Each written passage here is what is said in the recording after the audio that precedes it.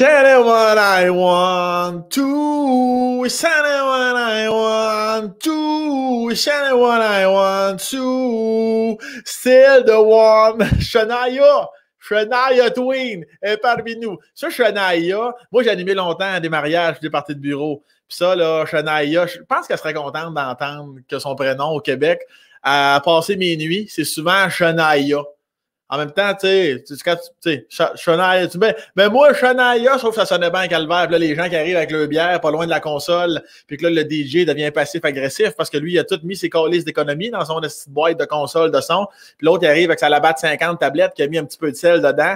Ben moi, Shania, ouais, des calices, grosse crise de plaie.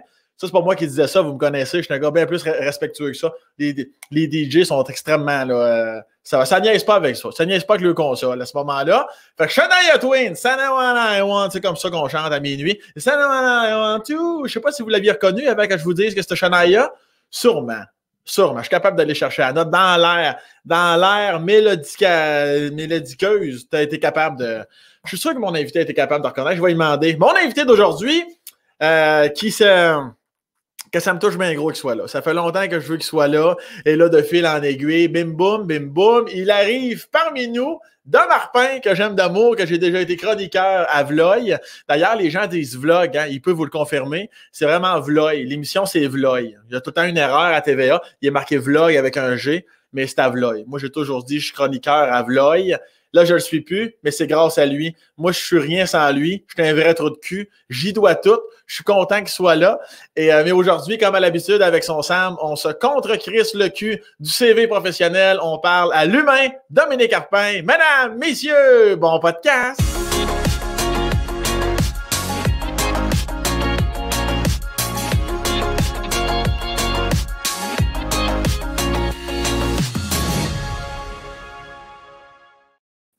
Cave. Je voulais absolument commencer par un sac. Christ et cave, retombe. Avait ça reconnu la chanson? Pas à toutes. Non? Ben non, pas vrai. Hey, Shania. Hey, toi, tu dis que les gens disent Shania après minuit, mais moi, venant de Saint-Ours, je dis Shania 24 heures sur 24. Dans mon petit patelin, il m'a dit que les A, on a un peu de misère avec les A. Ça s'est amélioré à cause de... Non, même pas à... Non, mais attends, tantôt, on enregistrait Vlog, c'est pour ça que je suis dans le décor de Vlog. Vlog à TVA. Et j'ai été obligé de recommencer une partie de mon entrevue avec Fabien Cloutier parce que j'ai dit TVA. J'ai dit, on peut regarder Léo sur TVA. J'ai vraiment de la misère avec les A. Tu sais, c'est les gens de Sorel, de cette région-là, on dit A. J'ai dit A pendant 16 ans de ma vie. J'ai appris à dire A. Ma mère, d'ailleurs, appelle mon fils Thomas. Ouais. Thomas. Puis là, tu sais, je suis obligé de dire, mais non, maman, c'est Thomas. Oui, bien, c'est ça, Thomas. Fait que, ouais, c'est ça. Est-ce que tu dis David? Je dis, non, on dirait que c'est quand le A est à la fin du mot, tu sais, comme Shania, Samantha.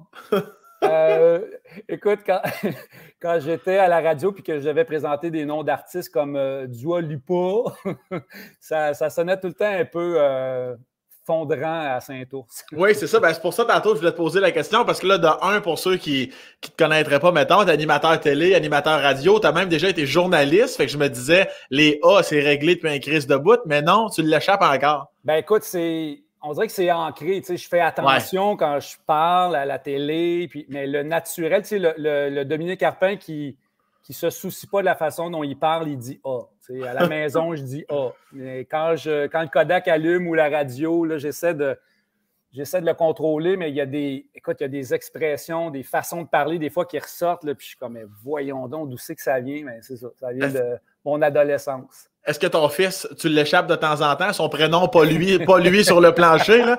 Mais est-ce que tu dis Thomas des fois comme ta mère? Ouais, Thomas, ça. On dirait que, tu sais, Thomas, il faut que la bouche ouvre. Oui. Thomas, c'est facile, c'est comme c'est paresseux. Fait que des fois, ça sort Thomas. Ah ouais, c'est sûr que les gens vont comment. C'est sûr que tu as l'équipe, que tu as vraiment l'équipe A, puis tu as l'équipe A. Mais il y en a que c'est over the top. Il y en a, je salue les bonnes gens du Saguenay-Lac-Saint-Jean, et je m'excuse d'avance si je me trompe, je vous aime d'amour, vous le savez, mais je crois qu'eux autres, c'est très A, extrêmement A. Je crois que c'est. Ils disent là, puis tout ça, c'est oui, pas... ils disent là, mais il me semble que là-dessus, ils ont comme je pense qu'ils l'ont en esti. Puis je m'excuse d'avance si je me trompe de région administrative, mais en tout cas, il y a du... C'est que ça me semble que c'est au Saguenay, parce que me semble que je fais le saut à chaque fois à cause du là, mais qu'ils vont dire, mettons, Sarah. Ils vont vraiment dire Sarah. À chaque fois, ça... Je suis comme, hey, c'est bon, là-dessus, on est complètement à l'opposé. Ça pour te dire... C'est fou comment on peut reconnaître en l'espace de quelques secondes la région d'où une personne vient, tu sais. Puis c'est ça, dans mon coin, tu sais, on dit du popcorn. Ah ouais, hein? On dit cactus au lieu de cactus. C'est comme... on dirait qu'on a de la misère des fois avec les consoles, on les mâche un peu. Tu sais, un peu comme quelqu'un qui enlève son dentier. Là. Ça sonne un peu de même des fois. On salue les gens de Saint-Ours qui, selon Dominique, n'ont pas de vraies dents. Alors, mais là, Saint-Ours, tu disais donc c'est dans le bout de Sorel. Oui, c'est un petit village à peut-être 15 minutes de Sorel. C'est sur le bord du Richelieu. C'est en Montérégie. C'est à peu près quoi, à 45 minutes de Montréal. C'est un tout petit village, là, j'oserais dire quelques milliers d'habitants, là, mais ça doit être autour de 2-3 000. OK. Un petit village surtout agricole, tu sais, beaucoup de rangs, justement, beaucoup de champs. Tu sais, l'économie tourne beaucoup autour de la culture, puis des fermes. Puis il y a une usine aussi, là, une fonderie à Saint-Ours. Fait que c'est pas mal ça, l'économie locale. Là. Saint-Ours, c'est la fonderie, puis c'est beaucoup l'agriculture. As-tu été élevé sur une ferme, toi, là? Oui, mon père, c'est un fermier. Mon père, c'est un agriculteur. On avait une ferme laitière. On avait... je parle au passé parce que ça fait des années que mon père a vendu ses animaux. Puis là, jusqu'à tout récemment, il est encore propriétaire terrien. Il y avait encore des terres agricoles. Mais là, tu vois, avant les fêtes, ça m'a vraiment un peu bouleversé, mais il a vendu sa dernière terre. Fait que là, officiellement, à Saint-Ours, où j'ai grandi, on a encore la maison familiale où mes parents vivent. Mais tu sais, tout mon terrain de jeu d'enfance, là, les champs, la forêt, tout ça, ben, ça ne nous appartient plus. Mon père a vendu ses terres parce que là, il est trop âgé pour les cultiver lui-même. Puis, il n'y a personne dans la famille. Moi, j'ai une sœur un peu plus jeune que moi qui voulait prendre la relève. Fait que, ouais, je trouve ça... tu sais, moi, j'avais pas l'étoffe pour faire ce métier-là. Mm-hmm. D'un autre côté, il y a un aspect un peu romantique chez moi qui aime l'idée d'avoir grandi dans un rang sur une terre, puis que ça puisse passer de génération en génération comme avant. Ouais. Puis là, ben, tu sais, ça nous appartient plus. Fait que, tu sais, maintenant, quand je vais aller chez mes parents, ben, on va rester à la maison. Tu sais, le bois où on allait se promener, ben, je te dis pas que les nouveaux propriétaires vont nous chasser à coups de 12, là. mais tu sais, c'est plus à nous, là. Tu sais, je peux plus aller me promener là puis me dire que c'est chez nous, là, tu sais. Est-ce que tu y allais sinon? Mettons, tu allais chez tes parents, est-ce que tu y allais encore te promener dans le bois? Ou c'est plus une question de « Ah, là, c'est officiel, c'est plus à nous ». Oui, bien, c'est sûr qu'il y a une partie de nostalgie là, qui te parle là, quand je te dis ça, parce que je vais pas tant souvent que ça chez mes parents, tu sais, surtout là, avec la crise de pandémie, ça fait comme quasiment 6 mois que je suis pas allé voir mes parents. Fait que, mais tu sais, en temps normal, j'y allais peut-être 3-4 fois par année. Fait qu'à chaque fois, ben, on en profitait pour aller se promener en 4 roues dans le bois puis tout ça, tu sais. Mais tu sais, je les comprends. Mon père avait plus envie de se stresser avec ça. Puis il y a eu des ennuis de santé cette année. Fait que là, tu sais, je pense que ça lui a fait réaliser qu'il ne voulait pas être pris avec des terres puis qu'on ne sache pas quoi faire, nous autres, avec ça une fois qu'il va être parti. Tu sais, fait que là, il y a l'esprit tranquille. Il a vendu ça à des voisins qu'on connaît depuis toujours. Tu sais, dans les petits rangs comme ça, tout le monde se connaît. Puis, tu sais, il sait que ses terres vont être bien entretenues. Puis, tu sais, ça reste quand même dans le patrimoine, je te dirais, des voisins. Là. Ouais. Fait que, non, je pense que ça y a enlevé un poids sur les épaules. Mais je me souviens quand il m'a appelé pour me le dire, je savais un peu que ça se tramait. Puis, écoute, j'étais déchiré en dedans. J'avais une part de culpabilité qui disait, Calice, pourquoi j'ai pas repris la terre, moi? Pourquoi je vais animer une vidéo à la TV alors que j'aurais pu continuer à faire prospérer cette ferme-là. Puis, mais en même temps, je dis ça, puis il y a une partie de moi qui dit, ben, t'aurais été affreux. J'aurais été un très, très mauvais cultivateur. Puis je l'ai su très jeune. Puis mon père l'a su très jeune que je n'allais pas reprendre la relève parce que j'haïssais ça pour mourir. Mais ta sœur, elle, non? Tu disais ta sœur non plus? Ma sœur a 3 ans plus jeune que moi. Puis elle aussi, on a aimé notre enfance. Là, j'ai adoré grandir là, mais je pense qu'elle, comme moi, on avait besoin de plus que ça.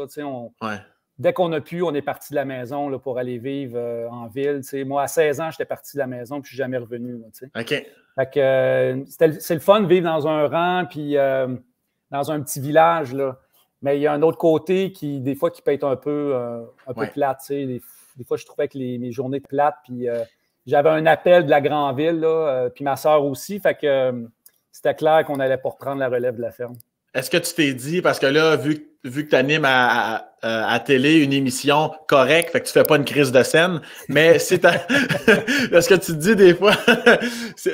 dis des fois, que si j'avais eu vraiment beaucoup plus d'argent, on a pu savoir quoi en faire, aurais-tu, pour les besoins de ta nostalgie, racheté les terres à ton père? Écoute, si tu savais combien ça vaut, là.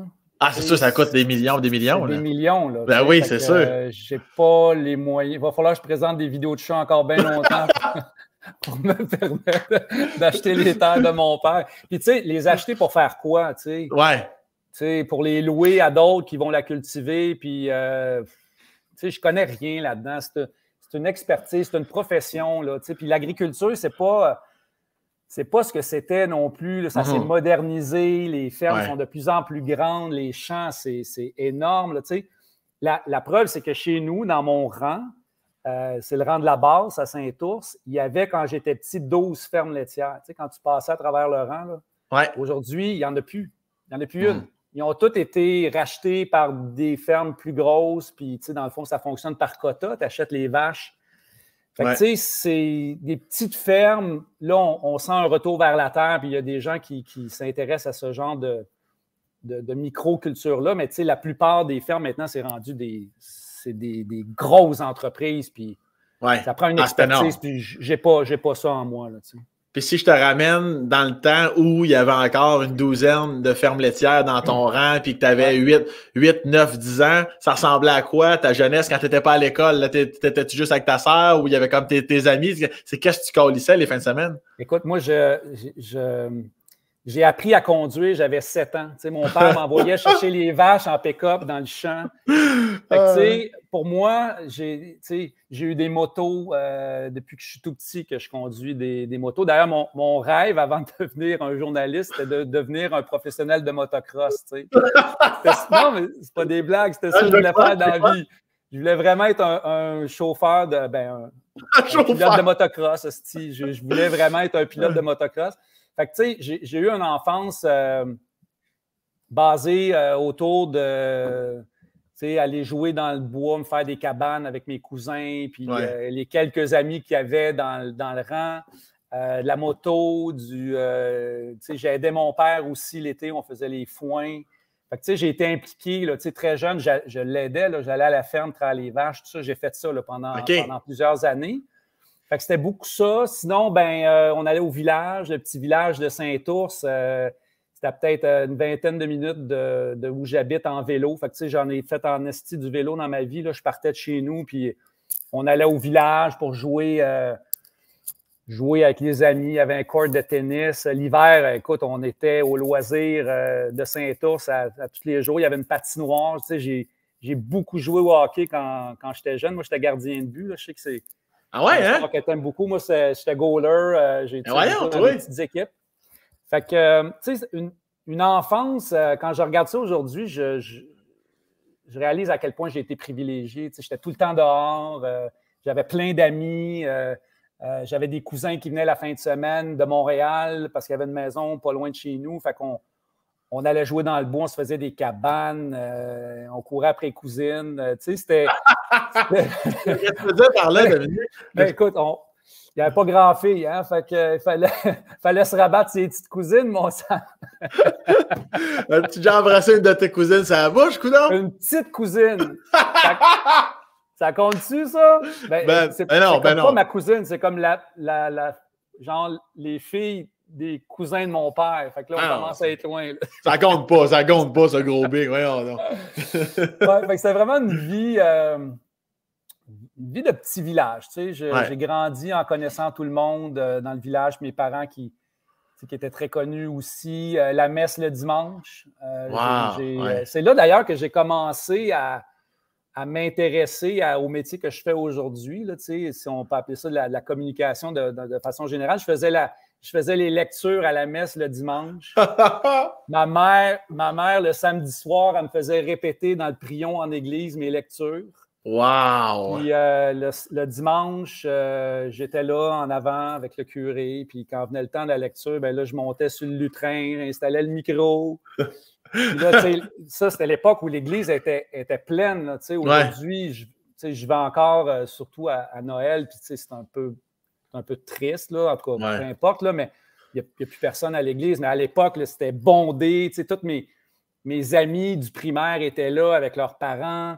Mes grands-parents étaient là, d'avoir fait ça devant ma grand-mère puis mon grand-père qui étaient des gens ultra religieux. Mm-hmm. Je voyais chez eux à quel point ils étaient fiers de leur petit-fils, que c'était leur petit-fils qui était en avant puis qui faisait les lectures. Là. Ça t'a-tu aidé avec les petites filles parce que tu faisais ton show, toi, là? Est-ce qu'on te disait, les petites filles te disaient, ah ouais, c'est lui qui lit le prion en église, j'aimerais ça le socker d'aplomb, tu sais? Pose des questions, on jase, là, regarde. Je peux juste te dire que j'avais des choses à confesser au curé quand j'allais à la confesse. Hey, ça, c'était terrorisant. Je sais pas, t'as-tu déjà fait ça, toi, à la confesse? Jamais. Non? Oh, mon Dieu. Jamais. Je suis trop jeune, Dominique. La première fois que tu vas à la confesse, là, puis que tu rentres dans le confessionnal, puis que tu te mets à genoux, puis là, la petite porte ouvre, là, puis quand la petite porte ouvre, là, ton cœur, il bat la chamade parce que tu es stressé, parce que tu sais que le curé va écouter tes péchés. Puis là, des fois, on se cherchait des péchés. Parce que, à 7-8 ans, où il n'y a pas grand-chose à raconter au curé, là, mais c'était comme un exercice là, pour éventuellement confesser des péchés plus graves.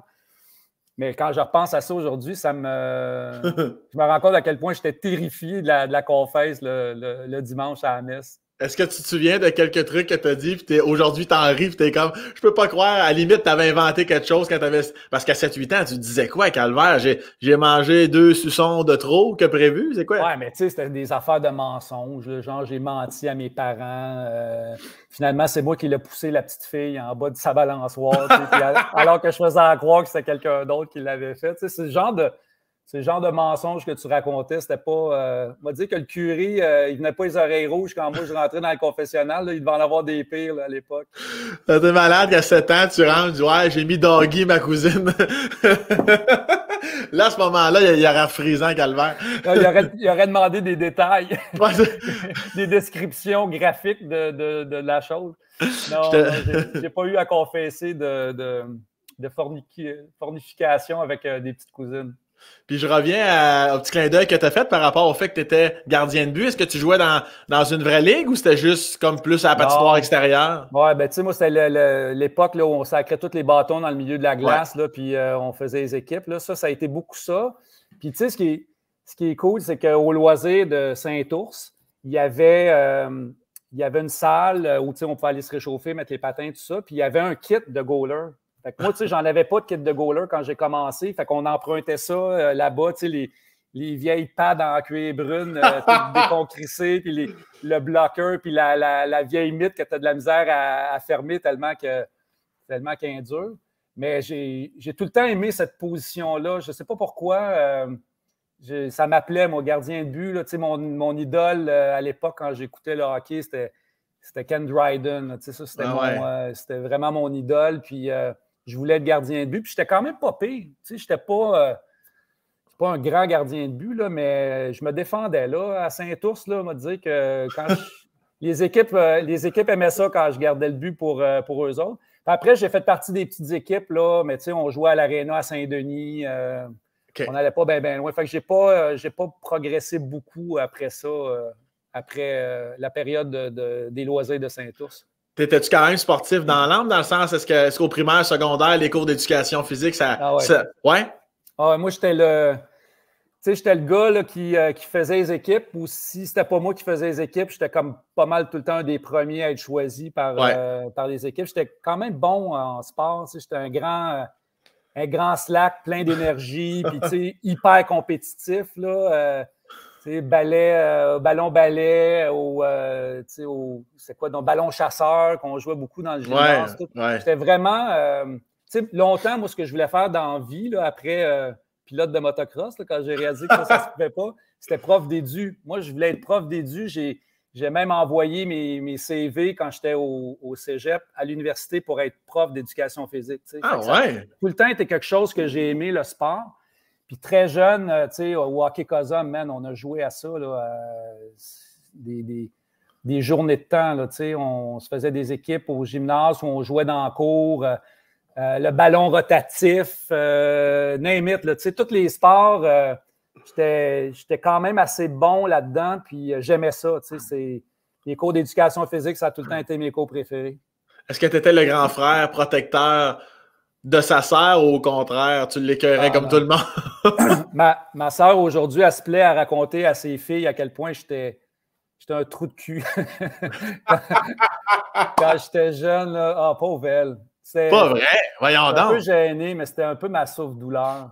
C'est plate à dire, là, mais j'avais pas ce gêne-là, moi, du gars qui protège sa sœur. C'était plus le gars qui l'écœurait parce que je la trouvais, elle était plus jeune que moi de 3 ans. Fait que, quand tu commences à être ado, ben, ta jeune sœur qui te suit partout, tu trouves ça fatigant. Fait que, non, aujourd'hui, on a une super belle relation, moi, puis ma sœur Josée, mais à l'époque, je peux pas dire que j'étais le meilleur grand frère.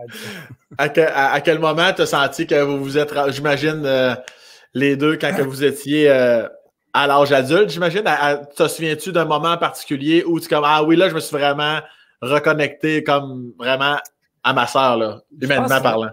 À l'université. Quand j'ai déménagé à Montréal, ma sœur est venue vivre avec moi pendant 1 an. On était dans le même puis je te dirais que c'est là que j'ai appris plus à la connaître, puis plus à échanger, à communiquer avec elle. Puis depuis ce temps-là, ben, elle a pratiqué le métier aussi. Elle était assistante en télé pendant une couple d'années. Là. On s'est quand même suivi un petit peu là, dans la profession. Là, elle habite dans l'ouest de Montréal, dans le bout de Kirkland. Fait qu'on se voit moins. Elle a deux jeunes enfants, là, des enfants d'âge primaire et secondaire. Fait que c'est plus difficile. On ne se voit pas beaucoup. On s'écrit, on essaie de se parler, mais moi, je réalise que je ne suis pas un gars qui donne des nouvelles tant que ça. Non? Je ne suis pas celui qui appelle sa mère chaque jour pour y raconter sa journée. Là, c'est souvent ma mère qui m'appelle et elle est tout le temps ah, « Je te dérange-tu? » là? C'est un peu la même affaire avec ma soeur. C'est souvent elle qui m'appelle prendre des nouvelles. Je sais que j'ai ce défaut-là. As-tu des choses comme dans le regret par rapport à ça ou t'es comme quand même pas, t'as comme tourné la page, c'est le passé, puis t'as fait la paix avec ça? Ou si t'es comme, ouais, des fois tu y repenses, t'es comme, ouais, j'aurais pu en faire plus des fois. Ouais, il y a une fois, c'est surtout que je pense que je l'ai traumatisé, ma pauvre sœur, tu sais. Qu'est-ce que t'as fait? Ben écoute, il y a un moment donné, j'ai jamais raconté cette histoire-là. OK, attends une minute. Il y a un moment donné, c'était l'automne, OK? Puis c'était le moment où on ramasse les feuilles. Puis avec mes cousins, on voulait faire un tour à ma sœur. Fait qu'on a creusé un trou dans le gazon, mais vraiment profond, là, genre un 4-5 pieds là, facile. Puis là, on a mis des branches là-dessus. Non. Puis on l'a recouvert de feuilles. Mm-hmm. Puis là, on est allé chercher ma sœur, puis on lui a dit « On t'a fait un gros tas de feuilles! Puis t'es la première qui va pouvoir sauter dedans! » Puis ma sœur de s'élancer dans le tas de feuilles, puis elle crissé le camp dans le fond du trou. Puis nous autres, on trouvait ça drôle, mon gars, mais on trouvait ça drôle. Tu sais, jusqu'à temps que je réalise que ma sœur était dans le fond du trou en train de brailler sa vie, puis tu sais, elle était comme affolée, elle s'est fait mal. Écoute, mes parents, là, je me souviens pas d'avoir vu mon père aussi fâché que ça. Ouais, c'est une des fois que mon père m'a vraiment gueulé solide. Fait que, tu sais, ça, c'est le genre d'affaire que je regrette. Tu sais, je trouve que c'était méchant, puis c'était... C'est ça. Ben, étant donné que tu prends pas le temps d'appeler ton monde, tu peux lui dire, d'un coup qu'elle écoute le Spacecast, tu peux lui dire ici, José, je m'excuse. Tu peux le faire ici, si tu veux. Non, mais j'ai déjà dit, là, après coup, que je m'excusais, mais je m'excuse encore. Puis, tu sais, c'est drôle parce que maintenant, elle raconte ça à ses filles, puis ses filles me jugent. Ses filles me disent, est-ce que c'est vrai que tu as déjà fait tomber ma mère dans un trou que tu avais recouvert de feuilles? Puis j'ai pas le choix de dire oui, c'est vrai. Puis là, ils sont comme, ben, what the fuck? Ça serait malade que même à l'âge adulte, tu continues, tu dis à ses filles, non, non, votre mère, c'est une conne, écoutez-la pas. Non, je l'ai assez dit qu'elle était conne quand tu étais jeune, que là, c'est fini. Là. Je ne vais plus faire ça. Ça aurait fait une bonne vidéo pour Vlog, ça, Dominique. Ça aurait été dans les ratés de la semaine? Les ratés. Dans les fails? Ça ressemblait à quoi, M. Harpin, qui se fâche après Dominique? Ton père était-tu...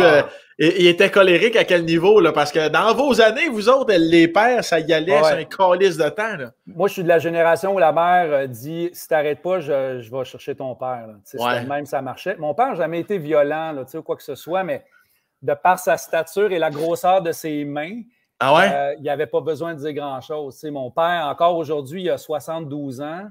Puis je suis sûr qu'il me bat au poignet, là, il est solide. Là, fait que mon père, il n'y avait pas de malice ou quoi que ce soit, mais il imposait, de par sa stature, du respect. Ouais. fait que quand lui, il haussait le ton, là, tabarnouche, c'était terrifiant. J'étais pas loin de pisser dans mes culottes. Là, il était comment? Ben là, de la façon que tu décris ton père, je l'imagine à 6 pieds 2, 250. Non, quand même pas. Je te dirais, là maintenant, il me paraît plus petit parce que là, moi, j'ai grandi, là, mais à l'époque, j'avais l'impression qu'il mesurait ça 6 pieds 6. Mais mon père, il doit mesurer, je sais pas moi, 5 pieds 10, 5 pieds 11, 190 livres, quelque chose comme ça. Mais tu sais, les agriculteurs, là, le monde qui travaille avec leurs bras, là, c'est que du muscle, ils sont faits forts, puis ils sont épeurants. Là, en tout cas, dans la vue d'un petit gars de 7-8 ans. Ben oui. As-tu réussi à avoir une belle relation? Parce que tu disais tantôt que tu la génération attend que ton père arrive. Il y en a qui n'ont jamais eu cette connexion-là, ou du moins, c'est arrivé tard, une connexion plus émotive avec leur père. Toi, est-ce que même plus jeune, il y avait des petits je t'aime, puis des petits collades, ou des petites accolades, ou moins? Oui, mon père, ça n'a jamais été quelqu'un qui a caché ses émotions. Il a tout le temps été proche de nous. Moins que ma mère, forcément, parce que, tu sais, moi, j'ai vu mon père travailler, tu sais, quasiment... je sais pas moi, 20 heures par jour, là, pas loin. Là, il se levait le matin, je le voyais pas parce qu'il était parti à la ferme. Il revenait, il déjeunait avec nous. Moi, je partais à l'école. Je revenais le soir, il était encore à la ferme. Fait que j'ai moins connecté avec mon père qu'avec ma mère, qui était une vraie femme à la maison, là, comme à l'époque, là, qui s'occupe de ses enfants, puis qui fait la cuisine, puis qui nous aide dans nos devoirs, tout ça. Mais j'ai jamais senti un fossé là, entre moi et mon père. J'ai peut-être senti un rapprochement, si je peux appeler ça comme ça, quand ma fille est née. Parce que là, c'est la première fois que j'ai vu mon père pleurer dans ma vie. Quand ma fille est née, puis qu'il est venu à l'hôpital, puis qu'il l'a pris dans ses bras. Oh mon Dieu, j'y repense, puis ça me bouleverse parce que de voir mon père, là, les yeux pleins d'eau, puis les larmes, puis s'essuyer parce qu'il ne veut pas me montrer, là. Ouais. Ça, c'est là que j'ai réalisé que, derrière la carapace, là, puis le gars de la ferme, là, il y avait un gars vraiment, vraiment sensible. Là, puis, avec le temps, je ne sais pas si c'est l'âge aussi qui fait ça, là, mais mon père, là, il braille à rien aujourd'hui. Là, il ne prend pas grand-chose pour l'émouvoir. Puis je trouve ça beau. Puis, on n'est pas gêné de se prendre dans nos bras puis de se dire qu'on s'aime puis qu'on est... mon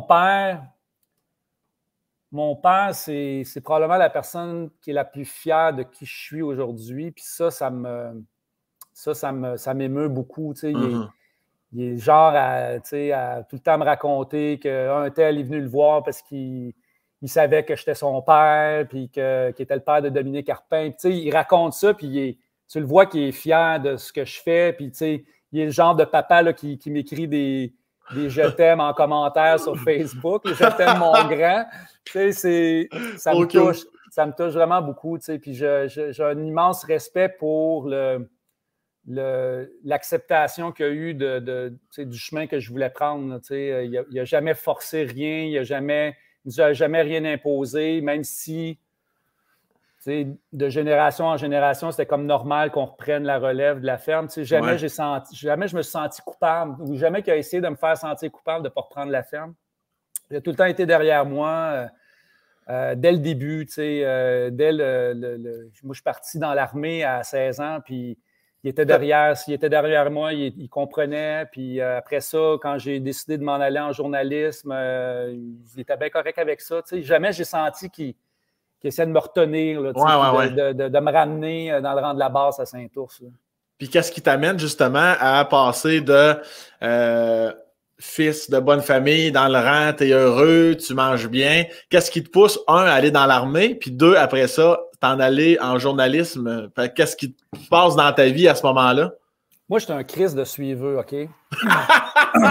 Puis, non, sans blague, c'est vraiment ça qui s'est passé. Parce que j'étais au secondaire 5, puis mes meilleurs amis décident de s'inscrire au Collège militaire royal de Saint-Jean.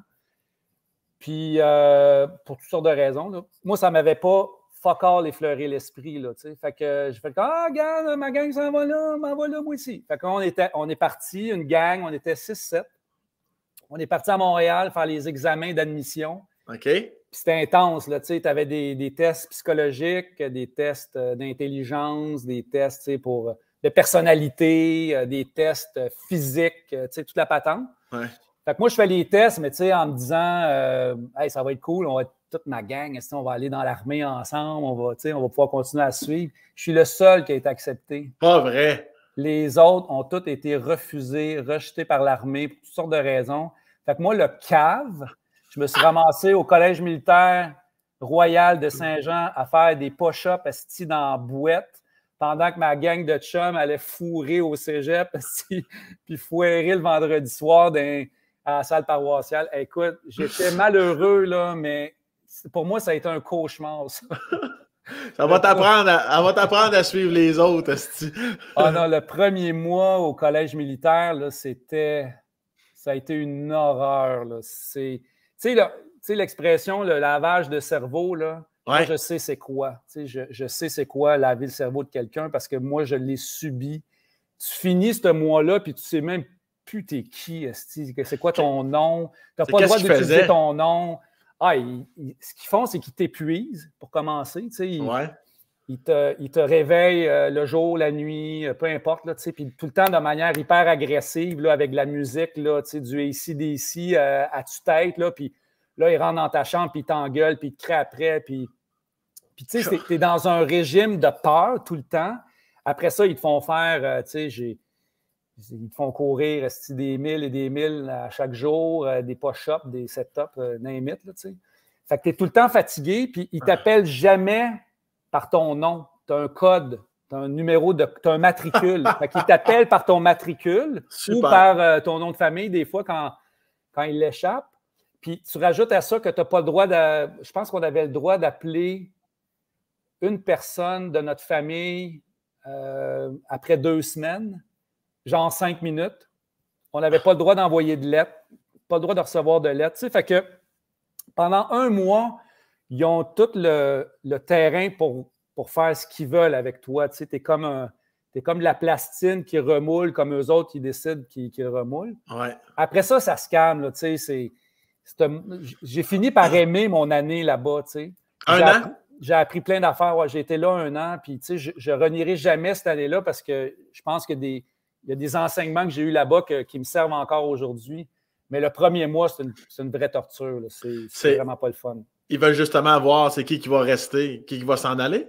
Oui, mais en fait, c'est que tu peux pas t'en aller. Génial. Tu peux pas t'en aller. OK. Tu peux pas... tu sais, je me souviens pas si c'est arrivé pendant que j'étais là où j'ai entendu cette histoire-là, mais il y a un élève qui avait décidé de se pousser, là, qui est passé en dessous de la clôture la nuit, puis qui a sacré son camp parce qu'il n'en pouvait plus.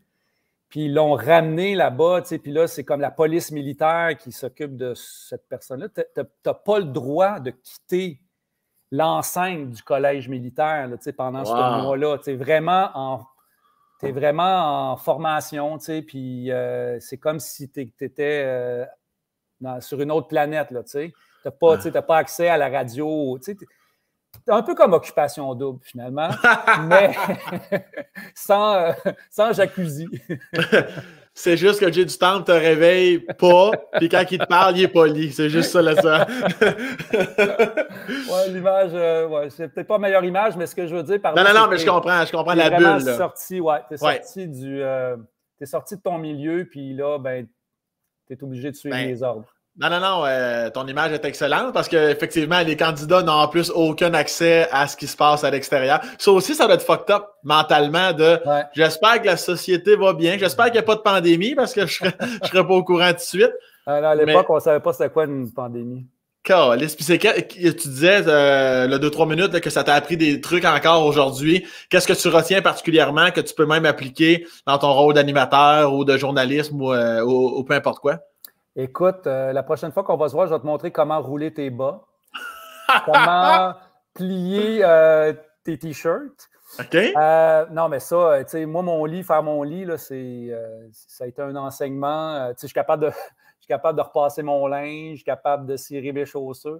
C'est des blagues, mais ce que j'ai appris, c'est l'organisation. Tu sais. Je te donne un exemple, là, c'est niaiseux, là, mais tu vas comprendre ce que je veux dire par là. On avait le matin très, très peu de temps pour se préparer avant d'aller au mess pour manger, puis après ça, d'aller à l'école, parce que c'était un collège. Tu sais, j'étudiais aussi pendant ce temps-là. Ouais. Fait que le matin, pour gagner du temps, quand on prenait notre douche, un des trucs qu'on avait trouvé, c'était de se brosser les dents en même temps que tu prends ta douche. Fait que tu sais, tu te laves les cheveux, tu brosses tes dents en même temps. Fait que tu viens de sauver, je sais pas moi, la minute devant le lavabo à te laver les dents, tu sais.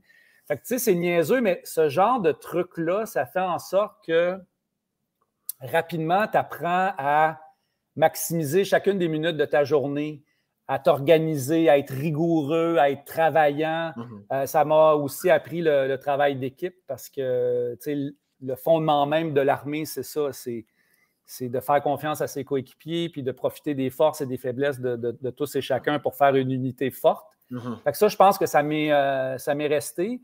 Puis aussi le goût de l'exercice physique. Tu sais, j'étais déjà quelqu'un qui était sportif avant d'arriver au collège. Puis le collège militaire, écoute, je suis sorti de là, man, je pense que je n'ai jamais été en shape de ma vie que cette année-là parce qu'on courait tous les matins, on faisait du sport à chaque jour. J'étais je ne sais plus dans quelle équipe sportive j'étais, là, mais c'est ça qui est le fun, c'est qu'on avait accès à une piscine, on faisait de la plongée, on a vraiment touché à plein de sports qui, encore aujourd'hui, me servent là, dans ma vie courante.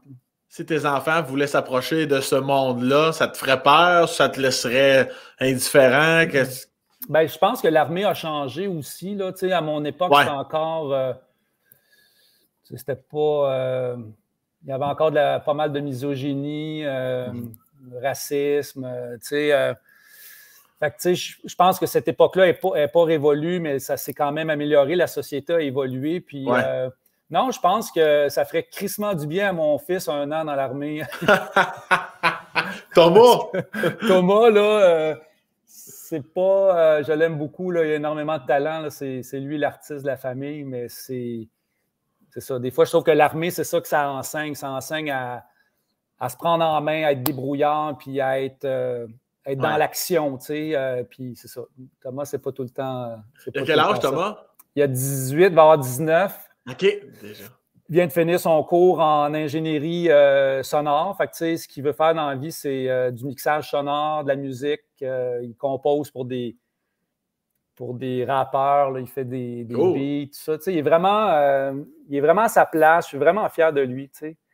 Sauf que, tu sais, j'ai de la peine pour cette génération-là qui, depuis 2 ans, sont pognés à vivre dans le sous-sol de leur maison ou leur chambre.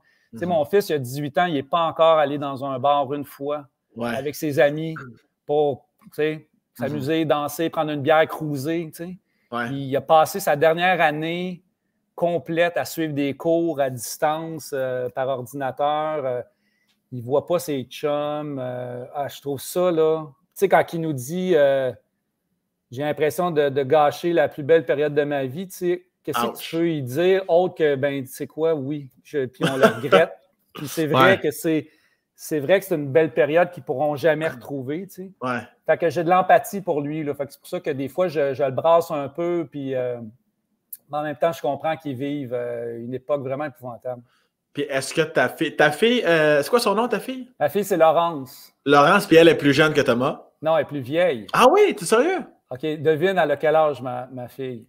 Ben là, toi, t'as 52? 51. 51? 51, 2, 6, je retiens 4, fait 33. Ben là, ça veut dire que tu l'as eu jeune, 18, 20 ans. Moi, y aller pour le 20, m'a dit 31.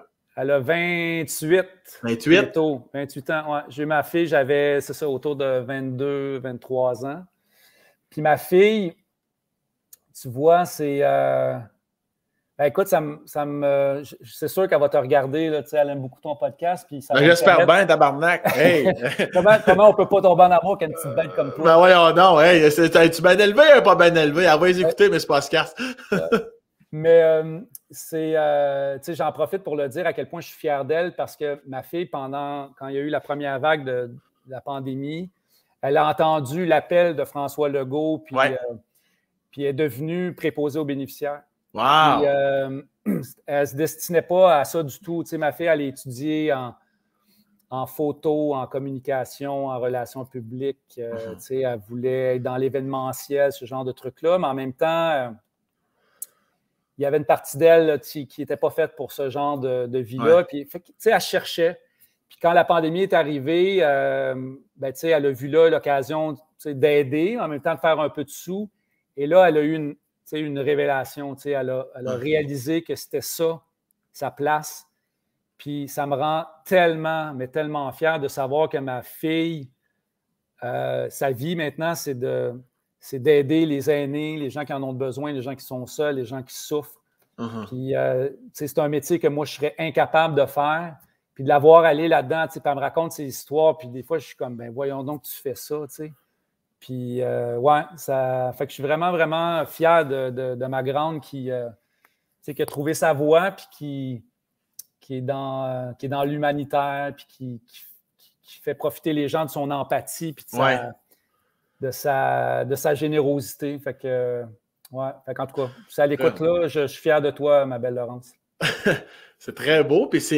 Donc, tu as eu tes enfants relativement jeunes. Ben, Laurence, comme tu as dit, à 22, 23. Ouais. Puis Thomas, tu l'as eu à 32, 33. Ils ont 10 ans de différence. Thomas, j'avais quel âge? Écoute, je ne suis pas bien bon en calcul, là, mais 51 moins 18, ça va te donner la réponse. Fait que j'avais 32, 33. Laurence, écoute, je commençais à TQS. Ouais, c'était ma première année à TQS quand Laurence est née. Puis, c'était, c'est ça, c'était pas un enfant qui avait été planifié, je vais dire ça comme ça. Puis on était sur la fin de la relation, là, moi puis sa mère. Fait que ça a été un peu difficile au début, ouais. Est-ce que tu viens de lui apprendre live au podcast qu'elle n'était pas désirée? Non, j'ai pas dit pas désiré, j'ai dit pas planifié. Ouais. Mais tu sais, ça a été je pense que c'est une des plus belles choses qui est arrivée dans ma vie, là, tu sais, ma fille puis mon fils. Je ne sais pas ce que je serais si ma fille n'avait pas été dans ma vie, sincèrement, parce que, tu sais, là, les gens me connaissent aujourd'hui, le gars à TVA qui est un peu le bon garçon et tout ça, mais tu sais, j'ai eu une époque un peu plus rock'n'roll, puis ma fille, elle m'a comme ramené à me regrander un petit peu, on va dire ça même.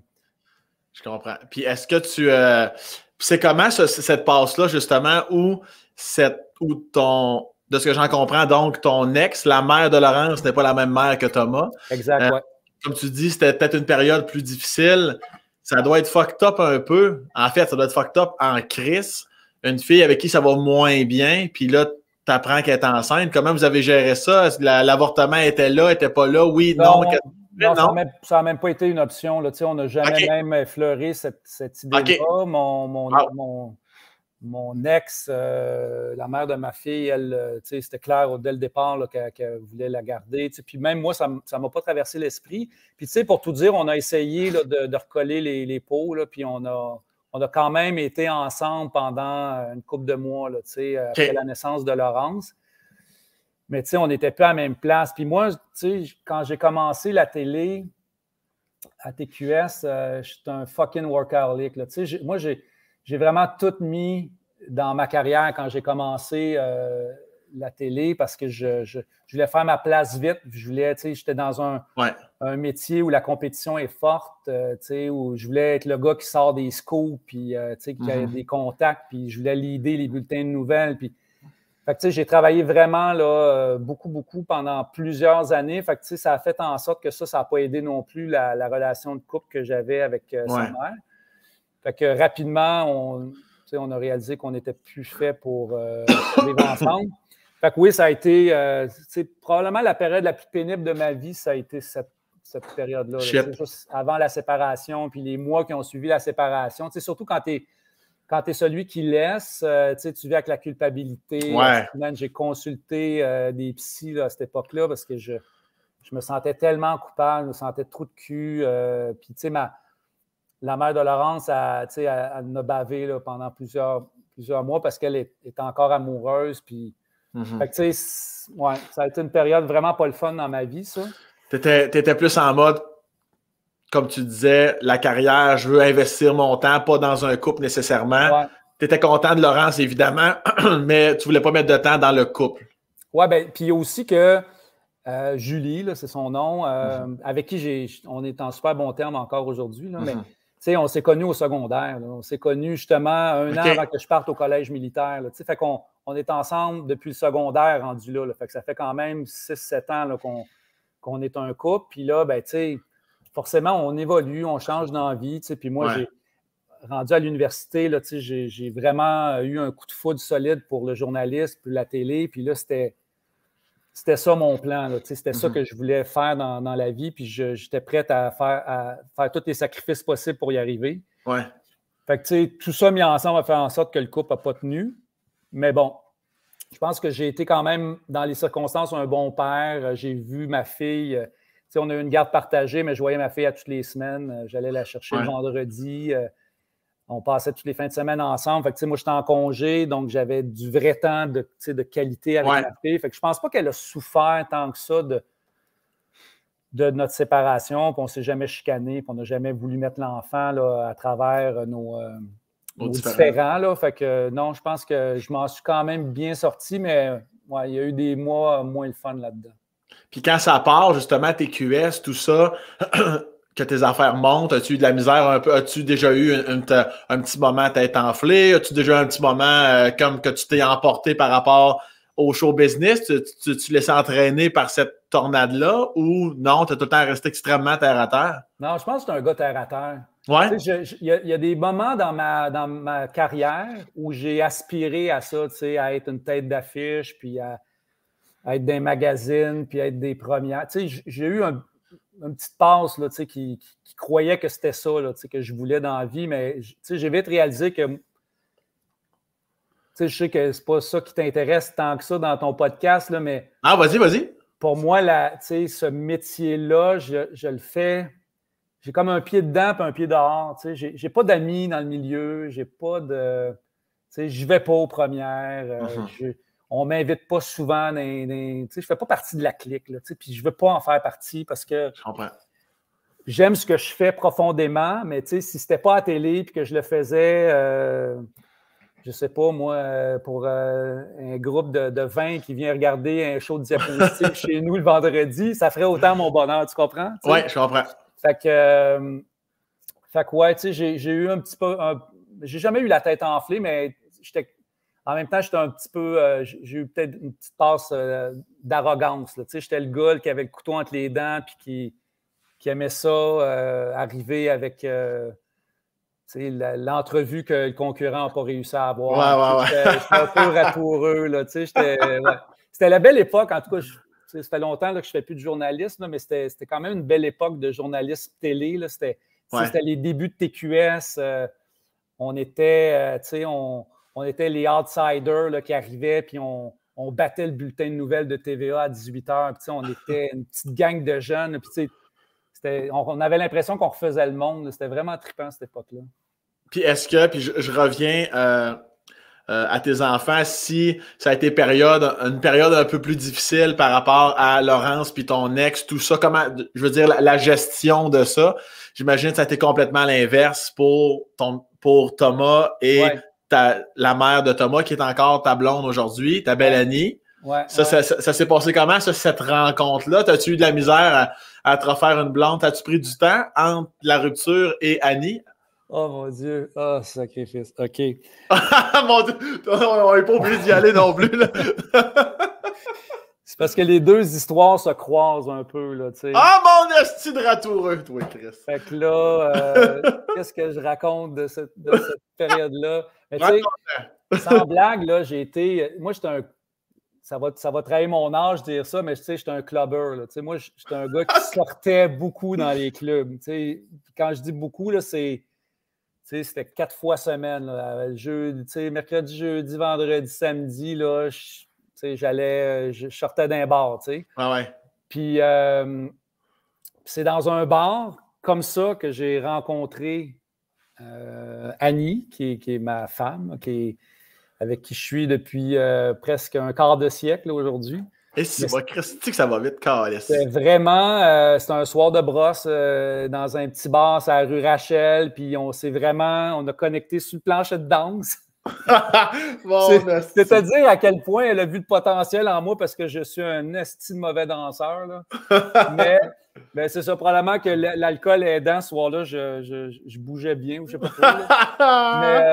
Mais c'est comme ça que j'ai rencontré Annie. Fait qu'on c'était supposé être une histoire d'un soir. Puis finalement, on s'est laissé nos numéros de téléphone, on s'est rappelé. Mais tu sais, moi, j'avais une blonde à l'époque, qui n'est pas la mère de ma fille. Ouais. Fait que tu sais, ça a fait des flémèches pas mal, là, ce petit bout-là. Fait que tu sais, encore là, ça a commencé cette relation-là un peu tout croche. Puis finalement, tu sais, on est encore ensemble aujourd'hui. Puis c'est la femme de ma vie. Puis je trouve pas ça quétaine de le dire parce que je le pense vraiment. Mais c'était... ça a été un... Ah, man! Le premier soir... C'est ça que tu me disais quand on s'est croisés cette semaine, que le monde déballe leurs histoires puis ils s'en rendent pas compte. Mais OK, j'y vais, je la raconte celle-là. Ah, j'ai rien dit, moi, là. Je sais, c'est ça qui est le pire, mais on dirait que ta face encourage qu'on se dénude devant toi. Ça, c'est l'avantage de faire pitié. Les gens, ils se confient plus facilement. Mais tu sais quoi? Après, je vais te la raconter, mon histoire, mais j'ai un peu je vais dire ce don-là, tu sais, parce que tu l'as, parce que j'ai écouté beaucoup de tes podcasts, puis c'est vrai que les gens se confient beaucoup, mais moi aussi, je suis le genre de gars, tu sais, qui reçoit des confidences des fois, qui ne recherche pas nécessairement, mais les gens ont souvent tendance à vouloir se confier parce que je pense que j'ai une bonne écoute, tu sais. Mm-hmm. Mais cela dit, la première fois que ma blonde, que Annie est venue coucher chez nous, ma fille était dans sa chambre. Puis ma fille ne savait pas que Annie était avec moi. Tu sais, puis c'était l'époque où j'avais une autre blonde. Tu sais, je tiens à tout te rappeler cette affaire-là, que ma fille connaît bien. Et là, je me souviens de ma fille qui rentre dans ma chambre, puis j'ai à peine le temps de mettre la couverture sur la tête de Annie. Ah, c'est tabarnak! Pour pas que ma fille voie Annie. Puis là, tu sais, je ne sais plus quelle excuse j'ai trouvée pour sortir du lit vraiment rapidement, puis la prendre, puis sortir avec elle. Puis là, j'ai inventé qu'on s'en allait. J'ai pas inventé, c'est ce qu'on a fait, mais j'ai dit qu'on s'en allait chez mes grands-parents. Fait que j'ai préparé les affaires, puis j'ai sacré mon camp, puis j'ai laissé Annie coucher dans mon lit, tu sais. Le problème, c'est pas que tu as caché la face d'Annie avec la couverte, c'est que tu t'es levé rapidement en érection pour aller voir ta fille. C'est des petits détails, il faut faire attention des fois. Là. Tellement pas chic là, comme image. Mais, ouais. Fait que ça a été ça leur première rencontre. Puis aujourd'hui, tu sais, c'est les meilleurs amis. Puis, ouais. Fait que des fois, ça me surprend de voir à quel point s'il n'y a rien qui nous destinait à être ensemble longtemps. Tu sais, puis c'était un peu tout croche. Mais ça, c'était le moi de cette époque-là. Tu sais, il a quand même beaucoup changé depuis ce temps-là. Est-ce que tu sens que tes enfants bénéficient de l'écoute de leur père ou c'est le classique? Non, Chris, on parle pas, on raconte pas tout à notre père, là, tu sais. Non, les enfants d'aujourd'hui, tu sais, moi, mes enfants, c'est mes enfants, mais c'est mes amis aussi, là, je pense. OK, je comprends. Fait que non, ils n'ont jamais été gênés, je pense, de me parler. Tu sais, c'est sûr qu'on a nos jardins secrets, puis tu sais, je ne m'attends pas à ce que mon gars vienne me raconter en détail ce qu'il a fait avec sa petite amie la veille. C'est pas ça l'idée, mais non, je pense que je ne suis pas un père intimidant, puis je suis quelqu'un qui est ouvert puis qui a de l'écoute. Beaucoup plus aujourd'hui. Là. Il y a eu une époque où je pense que j'étais moins disponible à cause justement de la job. Ouais. Mais non, je suis proche de mes enfants, puis il n'y a pas de secret entre nous, puis je trouve qu'on a une belle relation plus que jamais aujourd'hui même. Puis la famille, as-tu terminé, Dominique? Oui, j'ai été... ah ouais? Oui, j'ai subi la douce opération. Ça a bien été. Puis les gens qui nous écoutent, là, qui pensent à aller le faire, là, tu peux-tu y rassurer, s'il vous plaît? Ah non, mais ça me fait tellement rire, cette histoire-là. J'écoute, je pense que c'est Pinot, l'autre jour, qui racontait à quel point il était terrifié par ça. Come on, la gang, là, c'est sérieux, là, c'est pas agréable. Là, je ne te ferai pas de mensonges, là. Mais c'est une histoire ça dure quelques secondes, puis après ça, ça tire pendant une journée, puis c'est fini. Là, des fois, j'ai l'impression que c'est une espèce d'excuse que les gars se donnent pour ne pas le faire. Là. Ben, c'est souvent ça, nous autres, les gars. Nous autres, c'est tout le temps. Les femmes accouchent, puis nous autres, on capote une affaire qui dure 24 heures à peine qu'on lisse. Ah non, c'est vraiment une affaire de rien. Là, une affaire de rien. Donc, il n'y aura pas d'autres tiers-pains à court terme. Là, c'est plus les. Tu sais, c'est niaiseux, mais ma fille, à son âge, je l'avais, tu sais, puis elle avait 5 ans. Fait que, tu sais, je pourrais officiellement devenir grand-père, tu sais, quand même du jour au lendemain, là, tu sais, être avec le même chum depuis des années. Puis mon meilleur ami qui habite en face de chez nous, à Longueuil, il est grand-père, tu sais, puis il a mon âge, là. Des fois, tu sais, on l'appelle papy, puis comme on dirait qu'il n'est pas capable de l'accepter, mais c'est vraiment ça qui est. Fait que ça se pourrait, tu sais, qu'avant longtemps, je sois aussi un grand-père, là, tu sais. Puis je vais être bien content de ça, je pense. C'est quelque chose qui te peur ou ben non? Non? Tu dois avoir out. En fait, moi, ce qui me fait peur, c'est... Tu sais, moi, j'ai pas le feeling de vieillir. Tu sais, quand je dis que j'ai 51 ans, ça me fait mal en dedans. Parce que 51 ans, pour moi, ça sonne vieux. Grand-père, ça sonne vieux. Mais le bonheur d'avoir un jeune enfant dont je vais pouvoir m'occuper, puis gâter, tout ça, ça vaut n'importe quelle angoisse existentielle là, que je peux avoir par rapport à mon âge. Mais non, c'est sûr que je vais être super content quand ça va arriver. Tu vas-tu être un peu, pas dans le sens péjoratif, même si c'est vraiment comme ça que ça va sonner, un peu grand-père envahissant? Non, je pense pas. Je pense pas. Moi, je ne veux pas le voir tant que ça, ce petit enfant-là. J'ai encore trop de fun à profiter de mes fins de semaine pour m'amuser. Puis... Non, je pense pas que je vais être envahissant. Non, mais je vais être là, par exemple. Je vais être disponible. Comme mes parents ont été disponibles, comme les parents de Annie, tu sais, quand on a eu Thomas, je me souviens à quel point ça fait toute une différence quand les grands-parents sont là et qui prennent le petit pour une fin de semaine pour que tu puisses aller retrouver ton amoureuse pendant une fin de semaine au chalet. Là. Mm-hmm. Fait que, non, je pense que je vais être disponible, mais je ne serai pas envahissant. Puis là, toi, tu es marié à Annie, vous êtes marié? Oui. Ça fait 6 ou 7 ans. On est un peu... on a de la misère à se souvenir de la date à laquelle on s'est mariés. C'est ridicule, là. Bon.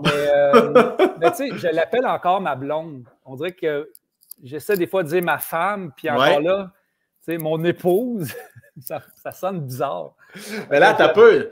Je veux dire, Chris, ça veut dire que le mariage s'est fait de façon assez minimaliste parce qu'une date de mariage, tu sais, souvent une date de début de relation, ça peut être plus flou un petit peu au niveau de quand ça a été officiel, mais une date de mariage, me semble, on dirait que, pas que je te crois, mais qu'est-ce qui fait en sorte, Asti, que tu te souviens pas de la date? Parce que ça n'a pas été une affaire de chapiteau, là, puis C'est moi, ça s'est passé. Célébration. Écoute, on a fait ça dans un parc à Saint-Hubert. C'est nous autres même qui traînaient les chaises pliantes pour les invités. J'aime tout ça. Avec un célébrant qui a fait une célébration non religieuse parce qu'on ne voulait pas se marier à l'église et tout ça. C'était vraiment simple. Il n'y avait que nos amis très proches. Il y était peut-être 6 amis. Nos parents, nos enfants. En tout, on était peut-être une 15 ans, nos mariages, pas plus. Puis après, là, on est allé à la maison, puis on a fait le party, puis on a invité tout le reste de la gang, puis des amis. On avait un food truck dans la cour. C'était vraiment le fun. Mais je ne sais pas pourquoi on n'arrive pas à retenir la date à laquelle on s'est marié. Je pense que c'est le 8 août, quelque chose comme ça. Mais c'est pas important. L'idée, c'était juste qu'on puisse... porter l'alliance, puis se jurer fidélité, puis officialiser l'amour qu'on a l'un pour l'autre. Moi, c'est arrivé un moment quand même important dans ma vie. C'était comme l'année après mon diagnostic de cancer. Puis ma blonde, dans cette période-là difficile de ma vie, elle a été... Man, Sam était tellement exceptionnel.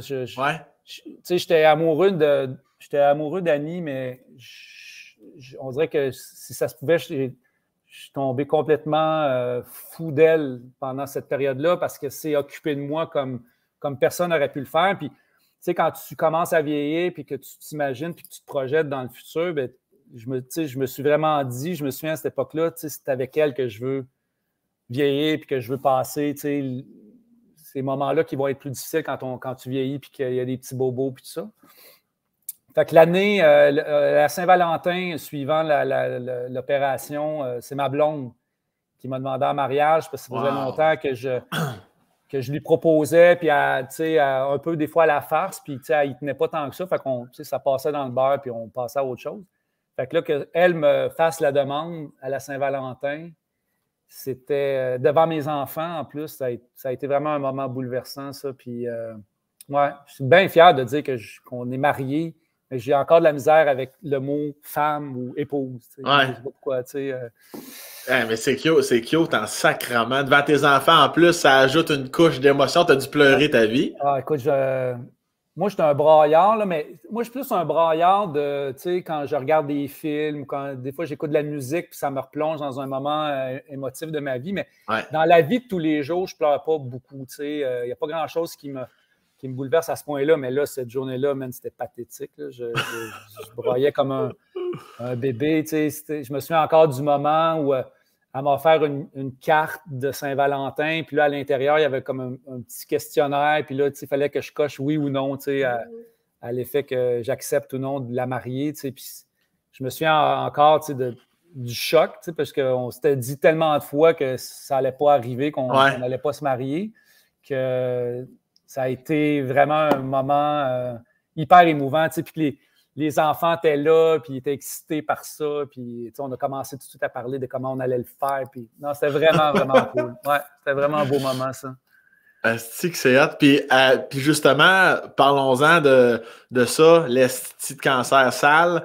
Tes premières réactions, ça a été quoi? T'étais-tu comme dans la non-acceptation de ça? Tu t'es effondré? Comment ça se passe quand tu l'apprends? Comment tout ça, là?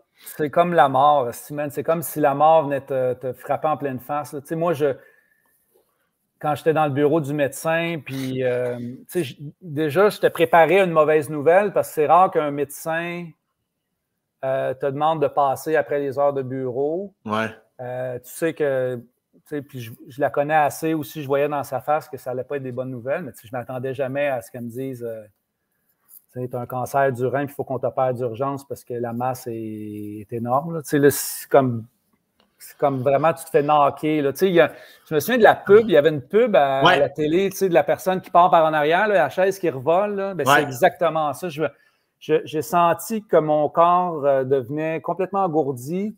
Puis Là, la personne te parle, puis tu entends comme en écho, là, puis là j'étais sûr qu'elle était en train de me dire que j'allais mourir, là, puis qu'il me restait quelques semaines à vivre. Je suis sorti du bureau avec ce sentiment-là. Même ça m'a dit, on va prendre ça en charge rapidement. Je connais un bon médecin, il va s'occuper de toi. C'est un cancer qui se traite bien.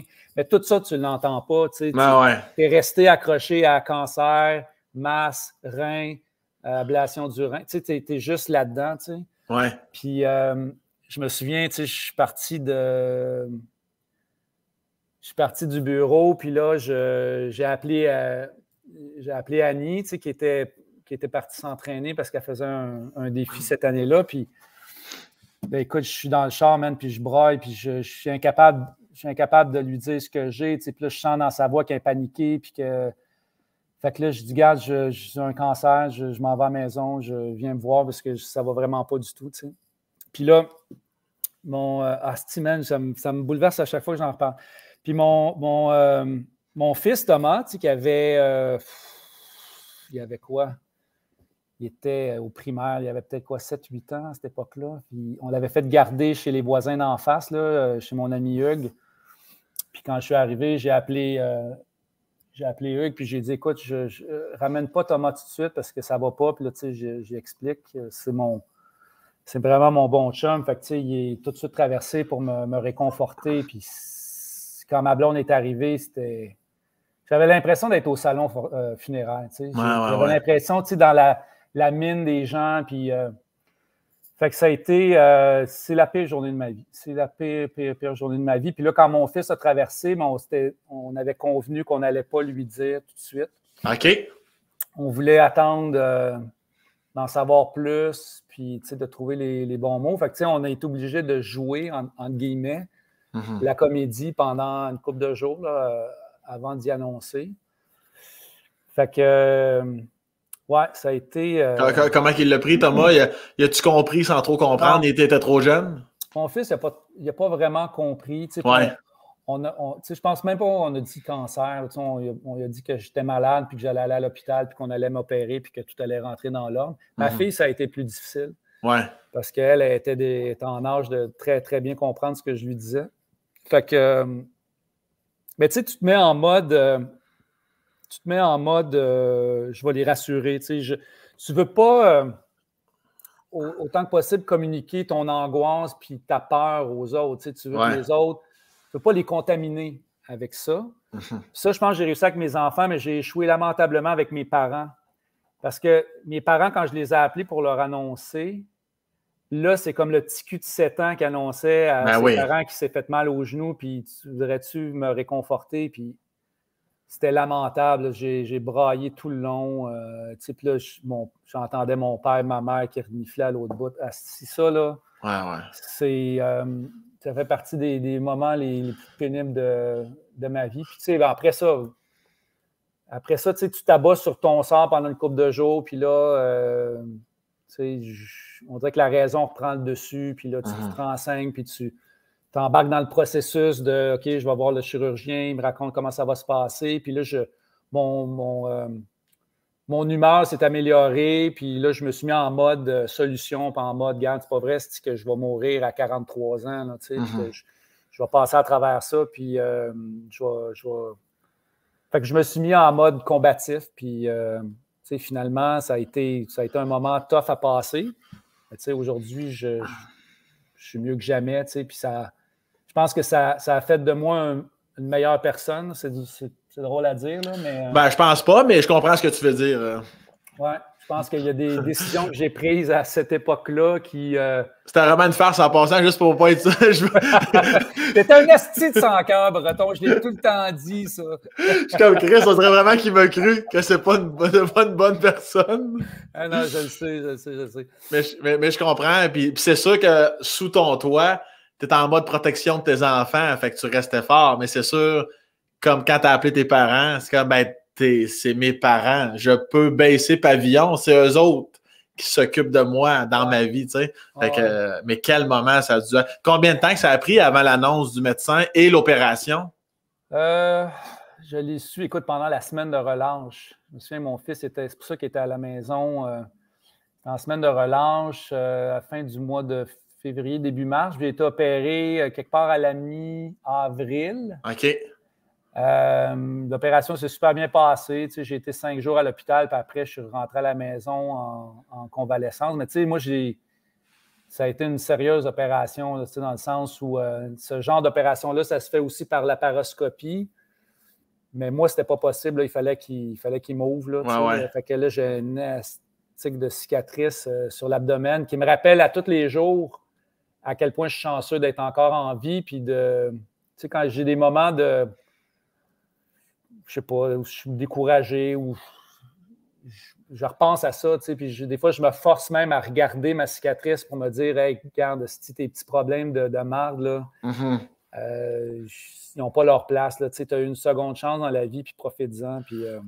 Fait que, ouais, ça m'a donné je sais pas, une énergie nouvelle, ça m'a donné le goût d'être plus audacieux dans la vie, puis d'être plus aventurier aussi. Fait que, est-ce que tu as deux choses? Premièrement, est-ce qu'après une coupe de bière, tu t'inventes une histoire sur une cicatrice que tu as eue quand tu étais au camp militaire? J'avais sauté sur une grenade. Hey, je me battais contre 5 ninjas. Il y en a qui étaient avec un sabre. Mais mon gars, tu sais, moi, avec un sabre. Je trippe tant que ça là, sur ma cicatrice. Mais mon gars, souvent, il me dit ah, elle est tellement badass, ta cicatrice. J'aimerais ça en avoir une. Je suis comme, voyons, une cicatrice est là. Mais ouais. Et mon deuxième point étant, plus sérieusement, est-ce qu'il y a une forme, pas de culpabilité, mais est-ce que tu t'es dit, tabarnak, ça fait 43 ans que je suis pas sur le bon poste, dans le sens que, tu sais, s'il y a eu un renouveau après ce que tu as vécu, est-ce que tu t'es dit, Calice, une impression d'avoir perdu un peu de temps dans tes 43 premières années de vie, parce que là, tu venais de comprendre l'essence de ta vie. Il n'y a pas eu ça, là. Non. Tu sais, j'ai pas tu sais, j'ai pas fait un virage à 180 degrés. Là. Je ne me suis pas mis à faire du yoga puis manger vegan. Tu sais, j'ai changé ma vie. Tu sais, j'ai amélioré des aspects sur lesquels je travaillais déjà. Puis ça m'a comme donné une motivation supplémentaire, tu sais, de me prendre en main. Essentiellement, c'est ça que ça a fait. Puis, tu sais, ça m'a permis aussi de faire du ménage, tu sais, dans ma vie, tu sais, puis me concentrer sur les gens qui sont vraiment importants pour moi. Tu sais, puis, fait que, tu sais, c'est ça que ça a eu comme effet. C'est comme si ça a purifié toute la patente, puis il reste l'essentiel après, tu sais. Mais en même temps, c'est un combat de tous les jours. Tu sais, le naturel revient. Des fois, tu sais, je me mets à refaire des vieux patterns que j'avais avant le cancer, puis je fais comme fuck off.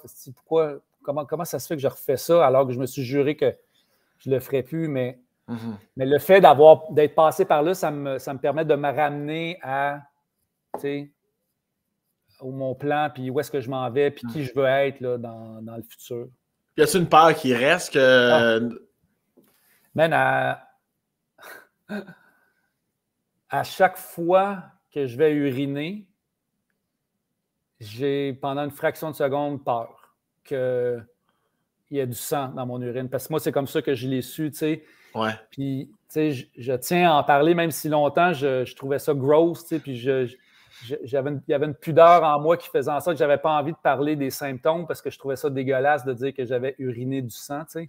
Alors que, tu sais, moi, j'ai attendu des mois après avoir uriné du sang la première fois avant de me faire voir par mon médecin, tu sais. Puis je me dis, pourquoi j'ai attendu si longtemps? Probablement que si quelqu'un m'avait dit, hey, grand, si tu pisses du sang, il y a un problème, tu sais. Ouais. Aujourd'hui, je suis plus gêné de le dire, mais c'est vraiment ça qui est arrivé, tu sais. Fait qu'aujourd'hui encore, même si je sais que je suis guéri, puis qu'à toutes les années, je vois mon chirurgien, puis qu'on refait une batterie de tests, il n'y a pas une fois où je vais aux toilettes où je ne regarde pas dans la bolle pour voir s'il n'y a pas du rouge. Fait que c'est à dire à quel point ça...